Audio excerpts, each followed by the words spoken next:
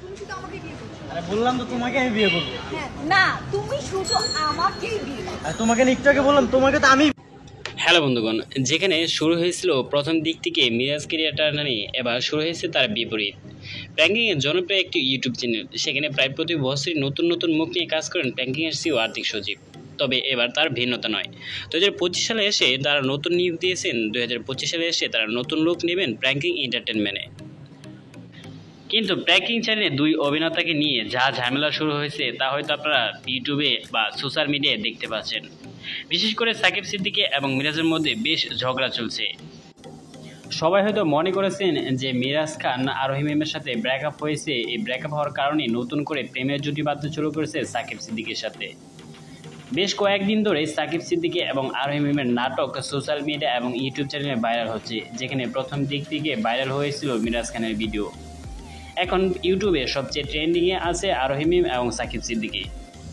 দীর্ঘ 2-3 মাস আগে প্রায় আরোহী মিম এবং সাকিব সিদ্দিকীর সাথে যে প্রেমের জুটি বেঁধে চলেছে তা হয়তো সোশ্যাল মিডিয়ায় প্রকাশ না হলেও 2025 সালে এসে সবাই জেনে গেছে আরোহী মিম এবং সাকিব সিদ্দিকী জুটিয়ে প্রেম করছেন।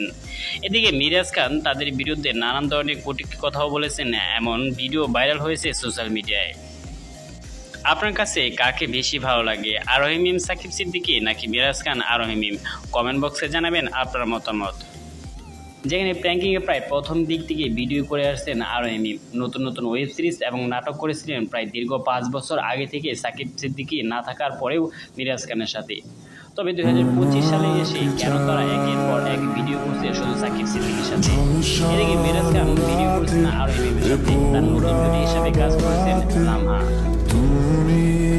লামহা 2024 সালে শেষের দিকে এসে জয়েন দিয়েছেন প্র্যাঙ্কিং এন্টারটেনমেন্ট চ্যানেলে। নেটিজেনরা মনে করেছেন যে আরোহী এবং মিরাজ খানের মধ্যে ঝামেলার কারণে প্র্যাঙ্কিং এন্টারটেনমেন্টে কোনো ওয়েব সিরিজ আসছে না। প্র্যাঙ্কিং এন্টারটেনমেন্টে কোনো লোকও নিয়োগ করছে না তাদের দুজনের ঝামেলার কারণে। আরোহী মিম এবং মিরাজ খানকে আপনার কাছে কেমন লাগে কমেন্ট বক্সে অবশ্যই জানাবেন। এদিকে একের পর এক নাটক এবং ওয়েব সিরিজ বাইরের কাজ করেছেন সাকিব সিদ্দিকী, বেশ জনপ্রিয়তাও পেয়েছেন তিনি। সাকিব সিদ্দিকী এবার আরোহী মিমকে ছাড়াও নতুন নতুন অভিনেত্রীদের সাথে নাটক করেছেন। তার প্রথম নাটক ছিল প্রায় একটি ওয়েব সিরিজের মাধ্যমে অভিষেক হয়েছিল প্র্যাঙ্কিং এন্টারটেনমেন্টে। সেই ওয়েব সিরিজের নাম হয়েছিল হ্যালো বিএন সাহেব। হ্যালো বিএন সাহেবের মধ্যে অভিষেক হওয়ার পর থেকেই নতুন নতুন নাটক এবং দর্শকদের মন জয় করে নিয়েছেন সাকিব সিদ্দিকী।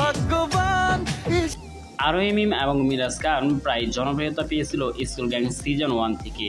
তারপরে একটি ওয়েব সিরিজ করা হয়েছিল টিনেজ লাভ। টিনেজ লাভটি এখন প্রাইভেট করা থাকলেও তারা নতুন নতুন ওয়েব সিরিজের মাধ্যমে বেশ জনপ্রিয়তা পেয়েছিল, কিন্তু এখন তারা ভিডিও করছে না একসাথে।